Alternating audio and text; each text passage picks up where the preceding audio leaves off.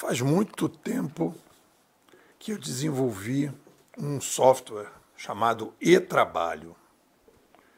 E eu fazia manutenção de alguns clientes, mas me lembro claramente da página do IRB, Instituto de Resseguro do Brasil. Fiz ali a página, né, eu desenvolvi o site e depois a gente fazia uma manutenção. Muito antes da pandemia, da gente falar que trabalha à distância, que é o barato hoje em dia, não sei o quê, né?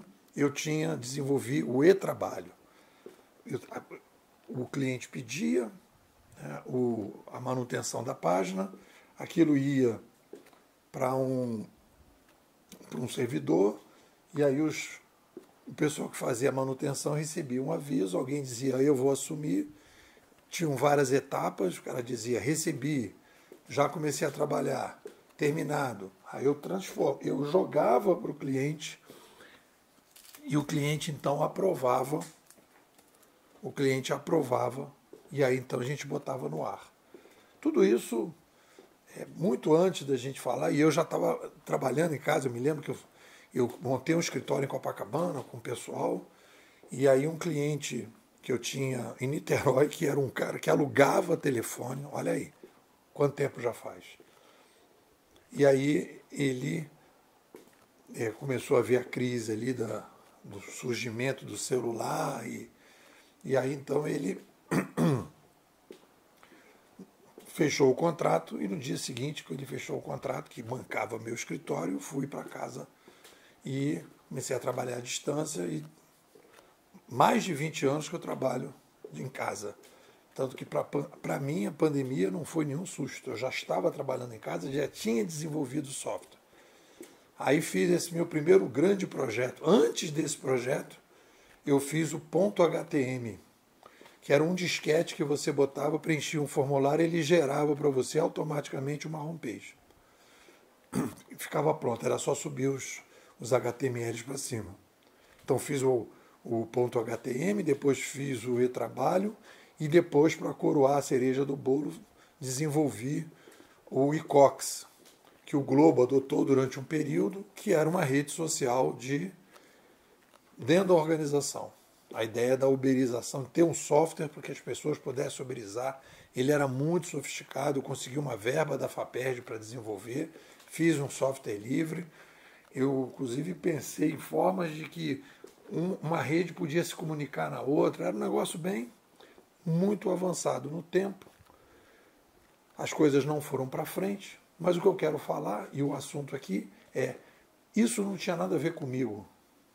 Como assim, né, pô? Desenvolver software nunca foi a minha praia.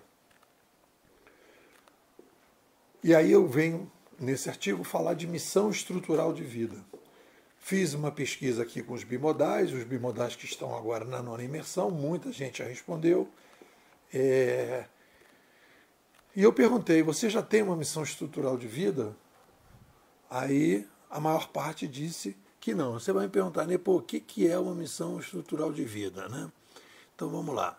Botei aqui no glossário, apesar de já ter perguntado para o pessoal, botei missão estrutural de vida, escolhas que fazemos de projetos de longo prazo que têm a perspectiva de deixar legados mais permanentes. Então, a missão estrutural de vida, e aí eu separei em duas. Por quê? Uma missão estrutural de vida, basicamente o epicentro vai ser trabalho. Por que o epicentro da vida de uma pessoa vai ter trabalho? Tirando as exceções,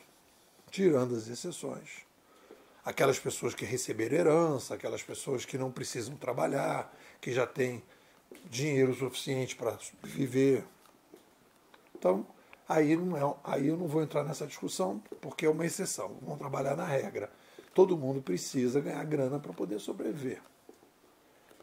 Então, a missão estrutural de vida, o epicentro da missão estrutural de vida é uma missão estrutural de vida profissional. Missão estrutural profissional de vida, que permite que o projeto escolhido seja autossustentável, bancado pelos clientes que se beneficiam dele.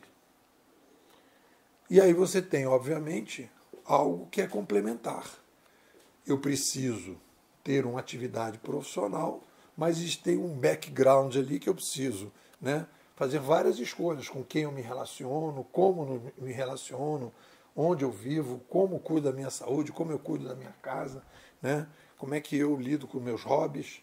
Então, a partir daí, eu vou estruturando uma missão estrutural de vida. E a maior parte das pessoas, né, quando eu perguntei, você tem uma missão estrutural de vida? Muita gente disse que não. Porque é difícil achar missão estrutural. Eu estou dizendo que eu só comecei a chegar a perceber que o meu potencial era de conceituador e não de operador, e aí a gente fez essa separação, né? Operador, disseminador e conceituador são as três grandes atividades que a gente tem na sociedade. Às vezes a gente faz um pouco das três, mas quando a gente escolhe, né, eu percebi que eu não era um desenvolvedor, eu não era um operador, aquilo não estava me fazendo bem. Me lembro também na Petrobras, fiquei 10 anos na Petrobras, um dia eu olhei na janela e falei, cara, não tem nada a ver isso aqui comigo.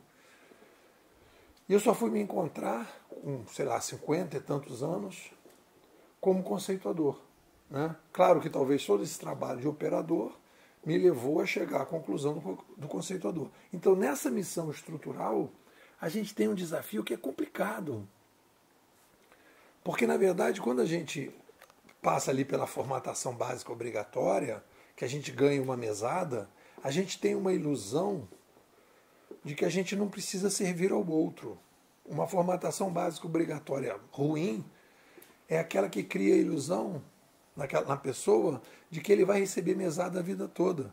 Que a ideia da mesada é uma ideia bacana, que ele é tão legal, que ele é tão bacana, que ele não precisa servir a ninguém. Os outros sempre vão servir a ele. E aí vem a dificuldade de você criar uma missão estrutural, profissional de vida, porque você precisa entender que não é um hobby. Você precisa servir ao outro. Aí você começa uma dificuldade. Você precisa servir a alguém, alguém precisa estar motivado, aquilo tem que gerar receita para você, e além disso, você tem que sentir que você está motivado progressivamente. Não adianta você servir ao outro, chegar num determinado momento, como aconteceu comigo, como acontece em várias narrativas das pessoas que estão entrando aí no processo de originalização, que o cara chega no meio do caminho e fala, cara, isso não tem nada a ver comigo. Você vê isso o tempo todo. Né? Você bota a escada no muro errado. E aí quando você já está no meio da escada, você fala, cara, por que eu botei essa escada nesse muro? Não tem nada a ver comigo. Mas são hipóteses que a gente vai criando, vai testando, vai mudando e vai melhorando. É isso, o que vocês dizem?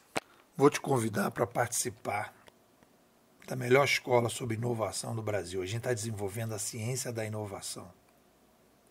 Quando eu faço uma avaliação aqui dos meus alunos, quem é que gosta da escola? Pessoas inquietas, pessoas que querem ter uma lógica maior, as pessoas que não gostam do mimimi.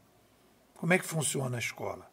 Não tem turma, não tem certificado, as pessoas entram e vão ficando, vão recebendo áudios todos os dias, 8 minutos os áudios externos e 11 dos áudios internos. Tem acesso ao texto sobre ciência da inovação dividido em 3 camadas: inovação civilizacional, inovação organizacional, inovação pessoal. A gente vem desenvolvendo essa nova maneira de pensar a inovação de forma mais consistente dentro do ambiente do diálogo científico. Quanto é que custa isso? Bom, o preço da nossa imersão, de quem começou, foi 700. Teoricamente seria 600 agora que já passou o primeiro mês.